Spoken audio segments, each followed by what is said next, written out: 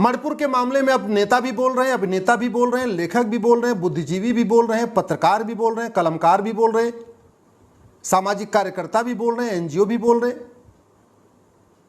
क्या मणिपुर में आग आज लगी है क्या?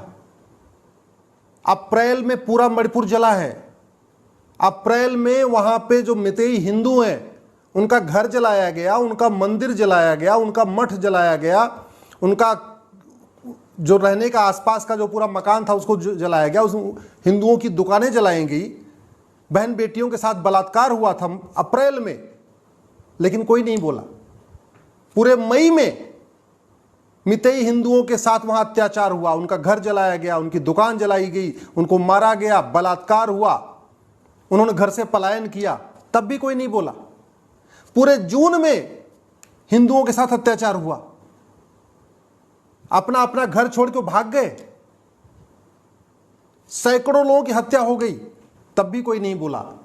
जुलाई में अब आज 20 जुलाई हो गई है, तब नेता भी बोल रहे हैं, अभिनेता भी बोल रहे हैं, लेखक भी बोल रहे हैं, बुद्धिजीवी बोल रहे हैं, और सब कह रहे हैं कि जिसने रेप किया है उसको फांसी दे दो, उसको सजा दे दो। मैं आपसे पूछता हूं, जिस बहन के साथ, बेटी के साथ रेप हुआ है, उन बलात्कारियों को फांसी होनी चाहिए, लेकिन क्या उन दो बच्चियों का वीडियो आया है, उनके बलात्कारियों को फांसी देने से मणिपुर की समस्या खत्म हो जाएगी क्या? बलात्कारियों को फांसी देने से मणिपुर की घुसपैठ खत्म हो जाएगी या मणिपुर के घुसपैठिए भाग जाएंगे? बलात्कारियों को फांसी देने से जो मणिपुर में नशे की खेती होती है, अफीम की खेती होती है, वो बंद हो जाएगी क्या?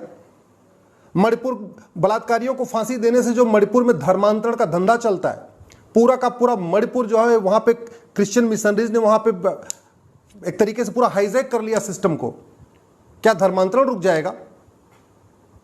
क्या बात कर रहे हैं? आज 3 महीने बाद नींद जागी है, सब लोग कह रहे हैं फांसी दे दो, फांसी दे दो, फांसी दे दो। फांसी देने के बाद न मणिपुर में हिंसा रुकी है, न आगे रुकेगी, न वहां धर्मांतरण रुका है, न धर्मांतरण रुकेगा, न घुसपैठ रुकी है, न घुसपैठ आगे रुकेगी। बलात्कारियों को फांसी देने से ड्रग स्मगलिंग नहीं रुकेगी। बलात्कारियों को फांसी देने से वहां जो हथियारों का इतना बड़ा कारोबार होता है, इतने एडवांस वहां पे राइफलें उनके पास हैं, पूर्वोत्तर जो मणिपुर के अलगाववादी हैं, जो क्रिश्चियंस टेररिस्ट हैं, उनका हथियार खत्म नहीं हो जाएगा। इसलिए मैं फिर आपसे निवेदन करता हूं, ये जो भाषणबाज आ गए हैं बीच बीच में, जब सब दुनिया भर की बातें कर रहे हैं, इस पे नहीं, आप जरा गंभीरता के साथ सोचिए। जब तक घुसपैठियों को फांसी देने के लिए कानून नहीं बनेगा, घुसपैठ को राष्ट्र की सुरक्षा के लिए खतरा घोषित नहीं किया जाएगा, घुसपैठियों के ऊपर एनएसए नहीं लगेगा, घुसपैठियों के ऊपर यूएपीए नहीं लगेगा, घुसपैठियों के ऊपर गैंगस्टर एक्ट नहीं लगेगा, जब तक घुसपैठियों की 100% प्रॉपर्टी जब्त करके उनको आजीवन कारावास या फांसी की सजा का कानून नहीं बनेगा, तब तक घुसपैठ खत्म नहीं होगी। घुसपैठ खत्म नहीं होगी तो मणिपुर में शांति नहीं आएगी। जब तक धर्मांतरण कराने वालों की 100% प्रॉपर्टी जब्त करने का कानून नहीं बनेगा, धर्मांतरण को राष्ट्र की सुरक्षा के लिए खतरा नहीं घोषित किया जाएगा, धर्मांतरण कराने वालों पे एनएसए नहीं लगेगा, धर्मांतरण कराने वालों पे यूएपीए नहीं लगेगा, धर्मांतरण कराने वालों के ऊपर देशद्रोह का केस नहीं चलेगा, धर्मांतरण कराने वालों पे इंडियन पिनल कोड का सेक्शन 121 वेज वॉर धारा नहीं लगेगी, तब तक धर्मांतरण नहीं रुकेगा। जब तक धर्मांतरण नहीं रुकेगा तब तक मणिपुर में शांति नहीं आ सकती। जब तक ड्रग स्मगलिंग को भारत की राष्ट्रीय सुरक्षा के लिए खतरा नहीं घोषित किया जाएगा, ड्रग स्मगलर्स को फांसी देने का कानून नहीं बनेगा, स्पेशल ड्रग के लिए स्पेशल कोर्ट नहीं बनेगी, ड्रग स्मगलर्स के ऊपर यूएपीए लगा के एनएसए नहीं लगाया जाएगा, जब तक ड्रग स्मगलर्स की 100% प्रॉपर्टी जब्त करने के लिए कानून नहीं बनेगा, उनको आजीवन कारावास फांसी देने के लिए नहीं बनेगा, तब तक मणिपुर शांत नहीं होगा। क्योंकि मणिपुर का मेन धंधा है अफीम की खेती, वहाँ अफीम की खेती चल रही है, वहाँ पे म्यांमार के रास्ते से वहाँ पे अवैध हथियार आ रहे हैं, म्यांमार के रास्ते से वहाँ रोहिंग्या आके बस गए हैं, जबरदस्त वहाँ घुसपैठ हो रही है, पूरा वहाँ मिशनरीज धर्मांतरण करा रही हैं। जो वहाँ पे मितेई हिंदू रहते हैं बेचारे, वो कितने बचे? 45% के आसपास हो गए। जहाँ 80% हिंदू थे मणिपुर में, आज 42-45% हो चुके हैं। तो समस्या का स्थायी समाधान उन बलात्कारियों को फांसी देना नहीं है। फांसी होनी चाहिए, लेकिन इस समस्या का स्थायी समाधान नहीं है। इससे देश की एकता अखंडता मजबूत नहीं होगी, इससे मणिपुर में शांति नहीं आएगी। मणिपुर में शांति के लिए भारत की पहली बात एक 1 नेशन 1 पुलिस कोड लागू करना पड़ेगा कि पुलिस इफेक्टिवली काम करे। जैसे यूपी में पुलिस बुलडोजर लेके घूमती है, जैसे मध्य प्रदेश में पुलिस बुलडोजर लेके घूम रही है, ऐसे ही मणिपुर की भी पुलिस बुलडोजर लेके घूमे, वहां के घुसपैठियों का घर गिराए, मिशनरियों का घर गिराए, धर्मांतरण कराने वालों का घर गिराए, ड्रग स्मगलर का घर गिराए, तब खौफ पैदा होगा। इसलिए one nation one police code चाहिए। मणिपुर के जो अलगाववादी यहाँ पे इतनी बड़ी उनको फंडिंग आ रही है, वो फंडिंग वो अपने आप तो बताएंगे नहीं, तरीका क्या है, नार्को पॉलीग्राफ ब्रेन मैपिंग कानून बनाना पड़ेगा। जो वहां पे मणिपुर में अलगाववादी उनको पकड़ पकड़ के उनका नार्को टेस्ट करना पड़ेगा, पॉलीग्राफ करना पड़ेगा, तब वो बताएंगे उनको फंडिंग कहां से आ रही है, हथियार कौन दे रहा है, पीछे उनके कौन सा गैंग है, चाइना उनके पीछे है या यूरोप उनके पीछे है या खाड़ी देशों से पैसा आ रहा है, कहां से उनको इतने हथियार आ रहे हैं। तो नार्को पॉलीग्राफ ब्रेन मैपिंग कानून बनाना पड़ेगा। 1 घंटे के अंदर FIR दर्ज करने और एक महीने के अंदर जांच पूरी करने के लिए कानून बनाना पड़ेगा, पुलिस चार्टर लागू करना पड़ेगा। साल भर के अंदर सजा 100% सबको मिलना शुरू हो जाए।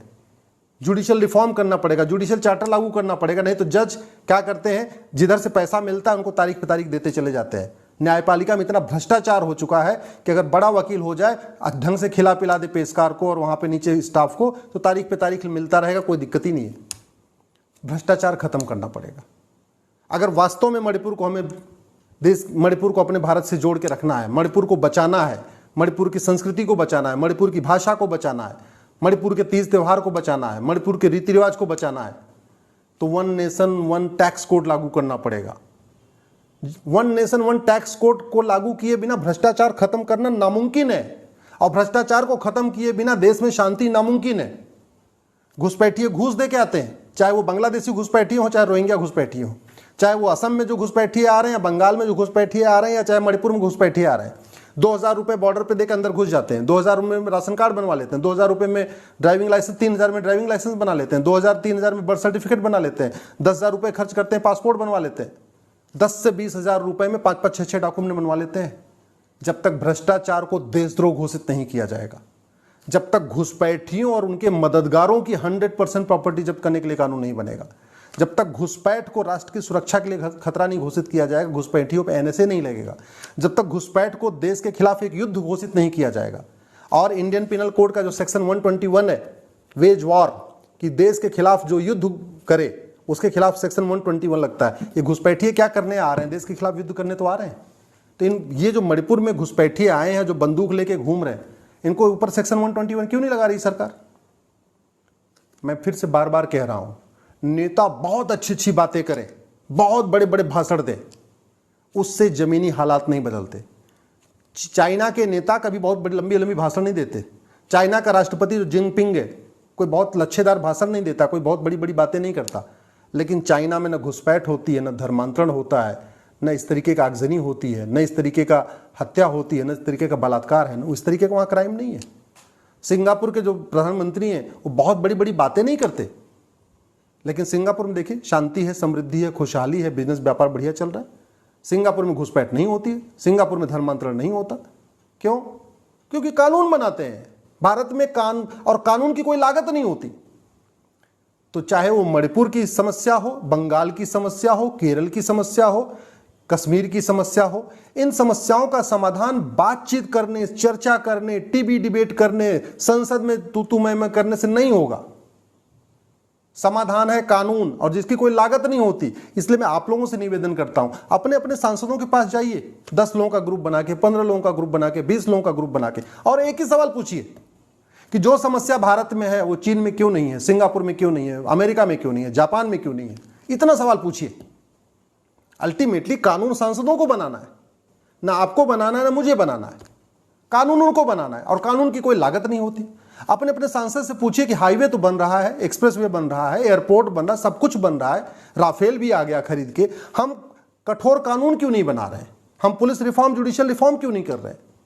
अगर मेरी बात ठीक लग रही हो तो इस वीडियो को अपने सभी साथियों को जरूर भेजिएगा, अपने दोस्तों को जरूर भेजिएगा, और अपने सांसदों को टैग करके ट्वीट करिएगा। और हो सके तो कम से कम एक दिन 15 लोगों का, 20 लोगों का, 30 लोगों का ग्रुप बना के अपने सांसद के पास जाके इतना पूछिए कि जो समस्या भारत में है, चाहे वो घुसपैठ हो, चाहे धर्मांतरण हो, चाहे जो भी समस्या है, ये सिंगापुर में क्यों नहीं है, चीन में क्यों नहीं है, और अगर कानून जब कोई लागत नहीं होती तो अच्छा कानून क्यों नहीं बन रहा है।